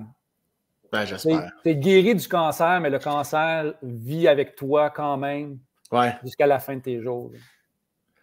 Puis, je reviens, ça, c'était un moment rock'n'roll de ta vie, mais tantôt, tu as dit que toi, avant même la maladie, tu as eu un moment rock'n'roll, tu as dit ça tantôt, tu faisais allusion à sex, drug. À quel moment de ta vie tu faisais référence? J'imagine que c'était plus dans ta jeunesse, que tu étais un peu plus badass. Non, moi, Non, tu sais, je te dirais, j'ai eu une adolescence tardive. Là, tu sais, OK. à l'adolescence, j'étais quand même un bon petit gars, tu sais, puis je sortais pas tant que ça. De toute manière, j'habitais dans le rang de la basse à Saint-Ours. Tu sais, à part les veillées à la salle paroissiale, il n'y avait pas grand-chose à faire, tu sais. Mais quand j'étais arrivé à Montréal, oh là, c'est comme... Ah ouais, hein? c'est comme le vice n'était jamais très loin. Comme? Ouais, tu sais, j'étais dans la vingtaine, je sortais de l'université. Tu sais, rapidement, en plus, j'ai commencé à travailler, fait que j'avais de l'argent qui rentrait. J'avais plus de blonde. Ben, la mère de ma fille, on s'était séparés. Fait que là, j'étais célibataire. L'argent, tu sais, une carrière qui décollait, de l'énergie.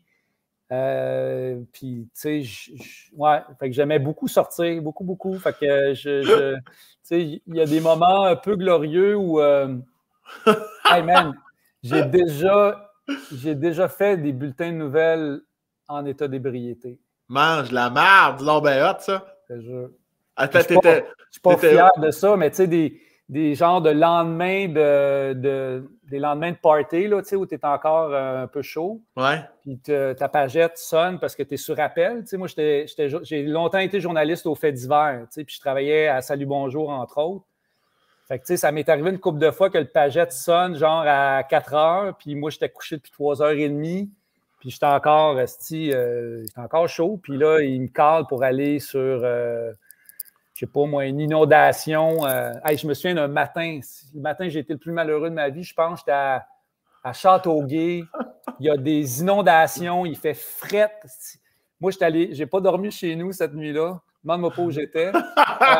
Mais je suis pas chez nous, OK? Fait que j'ai pas moyen d'aller chercher d'autres vêtements. Fait que je suis habillé comme je suis habillé pour sortir la veille. Des petits crises de souliers pas chauds. C'est un manteau que tu laisses au vestiaire en rentrant. Là. Ouais. Fait que je suis parti habillé de même, un peu chaud d'ail, faire des directs à Salut Bonjour, à Châteauguay, les 2 pieds dans la flotte. Asti que la journée était longue. Fait que, il y a eu quelques petites affaires comme ça qui sont passées dans ma jeune vingtaine. Les commentaires ou l'équipe ou les caméramans, tout le monde a fait un peu abstraction de ça où on t'a dit tu sens la robine puis t'es habillé comme un épée. Je pense pas que ça paraissait, c'est ça qui est le pire. Tu sais, puis probablement qu'aujourd'hui, peut-être que j'amplifie ça, là, mais non, ça n'a jamais paru. Puis, man, je me souviens un soir, j'étais avec ma blonde, OK? C'est le soir de la Saint-Jean-Baptiste. Puis, je suis sur appel. Donc, ça veut dire qu'ils peuvent m'appeler en soirée si jamais il y a un fait divers qui se déclare, puis il faut que je me rende disponible. Là, il est rendu 8h30, puis il y a un bulletin de nouvelles à 10h. Fait que là, tu sais, les chances qu'il m'appelle à 8h30 pour faire un direct à 10h commencent à être quand même assez minces. Ouais. Là, je suis avec ma blonde, c'est la Saint-Jean, on est sur Saint-Laurent, on est dans un bar. Fait que là, 1 verre, 2 verres, 3. Là, c'est le party punk, tu comprends? Je suis en train de danser avec. Et là, le pagette sonne à, c'est ça, je pense qu'il était rendu 9h. Et il y a un gros fait divers à Montréal ce soir-là. Puis c'est moi qui dois le rapporter au bulletin de nouvelles à 22h. Là, je suis incapable de prendre mon char, tu comprends-tu? T'sais? Fait que call un taxi au bar, viens me chercher, donne l'adresse, me rend sur place. Puis là, en chemin, j'étais avec mon cellulaire, puis j'essaie d'avoir de l'information de la police, mais tu sais, les idées confuses, un peu, la bouche qui déparle. J'arrive sur place et là, la magie du direct opère. La dose d'adrénaline que je reçois fait en sorte que asti, je tombe complètement sobre. Les 2 minutes et demie du direct, je suis parfait, mon gars. C'est probablement un des meilleurs directs que j'ai fait de ma vie. Mais la seconde où la lumière s'est éteinte, là, asti, la tête me tournait. J'étais comme, comment j'ai fait ça, tu sais? Ouais, c'est ça. Est-ce que tu te souviens, c'était quoi le fait divers? Ouais. C'était quoi? Ouais. Écoute, c'était... mais ça, c'est pas drôle, ce fait divers-là. Par exemple, c'est un... Ah, OK. C'est une fusillade qui avait éclaté sur... Ouais, c'est ça, en tout cas. C'est une fusillade qui a éclaté sur la métropolitaine, je vais dire ça comme ça. Puis il y a des victimes encore. C'est une histoire qui est vraiment, qui a beaucoup fait de jaser à l'époque, puis qui fait encore jaser un peu aujourd'hui. Fait que, tu sais, c'était pas... mais, tu sais, je l'ai bien fait, j'ai bien rapporté, puis, tu sais, mais c'est ça, c'était l'époque où je brûlais un peu la chandelle par les deux bouts, tu sais, je me couchais tard, je me levais pour aller faire Salut Bonjour le matin avec genre 2 heures de sommeil, puis après ça, je retournais me coucher. Fait que, ouais, c'était un peu... c'est ça, c'était mon époque rock'n'roll. Mais t'étais là, t'étais fidèle au Je le poste. faisais, tu sais, puis écoute, j'écoute des histoires là, de vieux journalistes puis de vieux caméramans, là, tu sais, je les ai toutes entendues, leur histoire, là, pendant les... J'ai été journaliste au-dessus de 20 ans, là, tu sais. On m'a dit que ça a déjà brassé pas mal plus que ça a brassé dans mon époque, là, tu sais, fait que voilà. Puis tu fais quoi aujourd'hui, à part, évidemment, la course, là, pour ceux qui ne le savent pas, t'es un... Est-ce que j'utilise le mot marathonien ou ben non, je suis en train de m'emporter un petit peu parce que tu cours en Saint-Christ du diable là, quand même. Là. Ben, marathonien, tu sais, j'ai couru un marathon dans ma vie. J'ai couru un ultra-marathon aussi il y a 2 ans. Ben, ça ne fait pas de moi un ultra-marathonien dans le sens où, tu sais, demain matin, je serais capable de courir 10 km, là, mais je ne referais pas un marathon demain. Tu sais, je continue à me garder en forme, je cours, je fais pas mal de sport, mais je ne suis plus un marathonien. Tu sais, c'est pas... j'en fais pas assez pour qu'on utilise ce terme-là. Es-tu capable de ne pas courir ou c'est tellement vital que tu pars à courir tout seul? Il faut absolument que tu le fasses pour ton bien-être psychologique? En fait, ce qui a changé, c'est qu'il y a une époque où c'est ça que ça me prenait pour être bien dans ma peau. Là, aujourd'hui, il faut que je sois dans le bois. Tu sais, là, c'est plus qu'est-ce que je peux faire dans le bois pour m'aider à décompresser puis à retrouver un sentiment d'harmonie dans ma vie. Fait que, tu sais, je fais de la course, mais dans le bois. Je fais de la randonnée alpine en ski dans le bois. Je vais marcher avec mon chien en raquette dans le bois. On s'est acheté une maison à Harford dans le bois. Quand on a acheté la maison, c'est drôle parce que ma blonde est rentrée avec la propriétaire dans la maison pour visiter la maison. Moi, je suis parti avec son mari dans le bois. Parce que moi, je voulais voir le bois. C'était qui m'intéressait, tu sais, de voir, tu sais, combien j'ai d'érable à cette heure sur mon terrain. Puis des fois, je suis gossant, mais je marche, tu sais, avec des amis. Ou puis là, je suis comme, hey, ça, là, ce sapin-là, Chris, il est à moi. Je suis fier de pouvoir dire que j'ai une forêt, tu sais, que j'habite dans une forêt. Tu sais. Fait que, ouais, c'est là que je trouve mon équilibre aujourd'hui, c'est dans le bois. Ben, ça vient rechercher ce que tu disais au tout début de les terres à ton père qui ne sont plus les vôtres. Maintenant, tu as ta terre. Il y a quelque chose de fort en esti là-dedans quand même là, pour toi. Là. C'est fou. Tu sais. Puis moi, tu sais, les gens se souviennent peut-être, mais longtemps, j'avais une chronique à TVA, ça s'appelle L'explorateur urbain. Tu sais, j'ai été un urbain, là, un vrai cliché du gars urbain pendant 20 ans de ma vie. Là. J'habitais sur le plateau, j'allais chercher mon pain, mes petites baguettes, puis mes petits fromages. C'est vraiment le modèle du gars urbain. Probablement que c'était en réaction à toute mon enfance à la campagne où j'avais l'impression de passer à côté de quelque chose. Puis, fait que, tu sais, j'ai vécu ça intensément pendant plusieurs années. Tu sais, jamais personne n'aurait pu me dire un jour que je vivrais à Longueuil. Là. Tu sais, pour moi, c'est une hérésie, ça, vivre à Longueuil. Tu sais. Voyons donc, je vais vivre à Longueuil. Moi, je suis un gars du plateau. Tu sais. Puis là, aujourd'hui, tu sais, tranquillement, pas vite, je m'éloigne de la ville. Tu sais. Longueuil, là, on a une maison à Harford. Puis, tu sais, tranquillement, pas vite, je me dis qu'un jour, c'est là que je vais aller m'établir. C'est là que je suis bien. Quand j'arrive à Harford, j'ai un sentiment de... Ben, c'est ça, probablement de revenir dans... À la source, à style les racines. À l'origine de qui j'étais, tu sais, puis j'espère juste que je vais avoir assez de temps pour que mon père me montre à entailler mes érables sur mon terrain, parce que, tu sais, nous, on avait ça à Saint-Ours, on avait une cabane à sucre. Tu sais, mon père, c'est parmi les plus beaux souvenirs que j'ai de ma famille, tu sais, la cabane à sucre, ma grand-mère qui nous faisait des crêpes, puis on allait chercher l'eau d'érable dans les chaudières, puis fait que moi, j'aimerais ça un jour recréer ça, faire mon propre sirop d'érable chez nous à Harford. Là, ça serait une grande fierté. Chris, c'est hot. Est-ce que des fois, tu te dis même pas...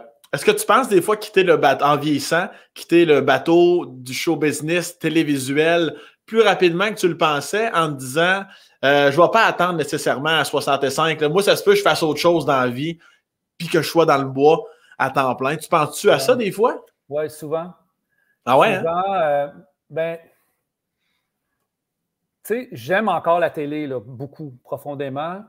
Mais tu sais, ce que j'ai envie, c'est que mes projets tournent autour de mes passions. Tu sais. Puis mes passions, maintenant, c'est le plein air, c'est la photographie, le sport, le dépassement de soi. Fait que mes prochains projets de télé, c'est autour de ça que je veux qu'ils tournent. Puis, parallèlement à ça, ben, depuis que j'ai arrêté la radio, j'ai retrouvé ma vie. J'ai vraiment l'impression là, maintenant que j'ai atteint un bel équilibre entre ma vie professionnelle et ma vie personnelle. Fait que jamais, pour répondre à ta question, jamais je me rembarquerais dans un contrat de radio comme j'ai fait pendant 10 ans, à travailler avec la télé 80 heures semaine, puis à être fatigué tout le temps, puis à m'emmerder quand mon fils venait me montrer son examen parce que j'étais trop fatigué ou j'étais en train de penser au show du lendemain. Ça, je ne ferai plus jamais, jamais, jamais, jamais ça. Je me le suis juré. Fait que là, je suis rendu à un âge aussi où je pense que je peux commencer à ralentir un peu. J'ai prouvé ce que moi, je voulais me prouver à moi-même. Je suis rendu là où je pensais que j'étais capable de me rendre. J'ai encore de l'ambition, je pense que j'ai encore du gaz, puis j'ai envie de continuer à... Mais pas au péril du reste. J'aime ça, là, le fait de pouvoir dire, regarde, après le podcast là, avec toi, j'ai rien avant mardi prochain. Fait que là, ça veut dire que je peux... La semaine dernière, je suis parti sur un coup de tête. Après le show, je suis allé à Murdochville faire du ski dans les Chic-Chocs pendant toute la fin de semaine. D'ailleurs, je t'arrête. Là, pour les gens qui nous écoutent, là, il faut que vous suiviez Dominique Arpin sur Instagram. Ton Instagram fait partie des comptes qui font du bien, je trouve, parce que tout ce que tu dis, particulièrement dans les 5 dernières minutes, là, moi, j'ai la chance puis j'ai le privilège de te côtoyer puis de te connaître, puis tu me le fais sentir en vrai. Et même si vous connaissez pas Dominique en personne, ton compte Instagram, je trouve qu'il émane ça constamment, tes stories, tout ça, là, je trouve que c'est du bien-être. Ton compte, quand je vois là, qu'il y a un rond de couleur sur ton nom, je me dépêche à y aller. Noémie qui nous le montre. Juste tes photos. Mon gars, des fois, je scroll tes photos, 10-12 secondes. Ça me recentre un peu, je vais faire autre chose. Non, mais pour de vrai, puis quand j'ai vu ta story, mon gars, au Chic-Choc, puis tout ça, je suis comme, moi, je suis pas un fan de ski puis de montagne puis tout ça, mais quand là, je suis dans ta story, mon gars, tabarnak, tu me téléportes dans un monde qui me fait tellement de bien, là, puis le fait qu'en plus que là, t'en parles, je trouve ça incroyable. Ben, tu sais, Van Aventure, c'était ça aussi. Toute ma carrière, j'ai tenté de l'articuler autour des choses que j'aimais à ce moment-là précis. Comme vlog, ben, moi, j'ai été un vrai cyberdépendant là, pendant des années. J'étais constamment là, sur les réseaux sociaux. C'était maladif. Là, puis je le dis en pesant bien mes mots, c'était maladif. Puis vlog, ben, s'inscrivait bien là-dedans parce que je trouvais une façon de gagner ma vie en faisant ce que je faisais déjà de toute manière. Puis Van Aventure, c'est un peu ça. Puis le compte Instagram aussi, c'est une façon de partager ce que je suis aujourd'hui, c'est-à-dire un gars qui trippe quand il est dehors, puis qui veut explorer, puis qui veut se pousser aussi là-dedans. Il y a une forme de dépassement aussi que je recherche à travers ça. Je fais des sports avec lesquels je sais que je suis pas très à l'aise, comme l'escalade, comme le kayak en OV, des affaires où j'aime me mettre en danger. Puis je réalise que j'ai besoin de ça dans ma vie, puis j'essaie de le partager sur Instagram, sur Facebook. Puis, on parle souvent des travers des réseaux sociaux, mais c'est fou à quel point, toi, tu dis que ça te fait du bien, mais moi, le bien que ça me fait de lire les commentaires des gens qui vont voir mes photos ou mes stories, c'est encourageant en tabarnouche là, de faire dire « Écoute, tu me fais du bien aujourd'hui, ta photo est magnifique, ça a l'air du paradis, je voyage à travers tes yeux. » Tu fais comme « C'est vraiment trippant, puis ça m'encourage à continuer dans cette voie-là. » Ben, arrête jamais, t'es vraiment un grand. T'es un grand Dominique Arpin. Merci. Mais là, ce que je veux faire bientôt, dans mes stories, c'est kicker des cacanes. J'espère bientôt trouver un concept du kickage de la cacane, puis les réussir avec autant de panache que toi, tu peux le faire sur Instagram. Il faudra en faire une un jour ensemble. C'est que ça serait le fun. Il faut que j'aille te voir aussi en show. Là. Je suis vraiment têteux, mais je te renvoie les compliments, Sam. Je suis vraiment, vraiment content qu'on ait pu se parler aujourd'hui. Puis, tu sais, je suis vraiment privilégié aussi dans ton horaire que tu aies accepté d'être collabo à Vlog pendant, tu sais, quand même plusieurs mois. Puis, tu sais, je disais souvent quand tu venais, mais tu sais, j'ai l'impression d'être, comment elle s'appelait, la sidecar de Gilles Latulippe, là, tu sais. Voyons, Carlis. J'ai juste Pauline, là, mais c'est pas Pauline, c'est... Ouais, c'est pas Pauline Julien. Martin. non, c'est... Louis, mon Dieu. Ben, Noémie, elle va nous le dire. C'est pas grave, tu sais. La faire valoir de. Ouais, en tout cas, ouais.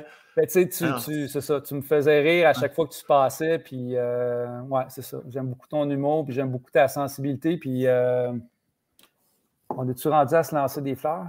On va dire socket d'aplomb. T'as tout le temps le don de ramener ça en bas de la ceinture. C'est ça que j'aime. Ben, moi, le nombre de calls qui se disent pas, qui n'ont pas été gardés à l'émission, c'est ça qui me faisait plaisir. Moi, t'as fait rire avec des affaires que je sais qu'ils vont être coupées. C'est mon petit plaisir personnel. Ouais. Donc, merci infiniment pour ton temps. Puis la chose surtout que je vais retenir de notre discussion, c'est que tu t'es battu contre des ninjas puis tu as reçu un coup de sabre sur toi. Hey, j'aimerais ça que ce soit ça qu'on retienne de l'histoire. On m'invite sur des talk shows pour raconter mon combat contre 5 ninjas. C'est pas à cause de son cancer. Non, il s'est battu. Merci, mon beau dame, je t'embrasse. Puis je t'invite à bien profiter du fait que tu calisses rien jusqu'à mardi prochain pour prendre du bon temps pour toi. Salutations à ta belle Annie et tes enfants. Je t'aime fort. T'es bien fin. Salut Sam. Salut Noémie. Bye.